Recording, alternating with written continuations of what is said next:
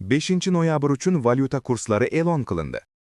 O'zbekiston Markaziy banki 2025-yil 5-noyabr kuni uchun xorijiy valyutalarning rasmiy kurslarini e'lon qildi.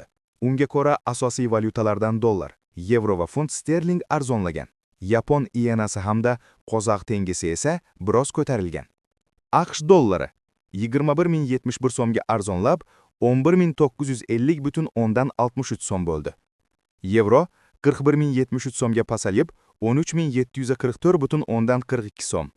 Funt sterling 103,78 so'mga arzonlab, 15.611,1 so'm. Rossiya rubli 0,09 so'mga pasayib, 147,70 so'm.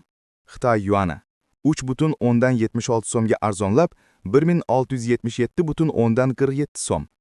Yapon ienasi 0,20 so'mga oshib, 77,86 so'm.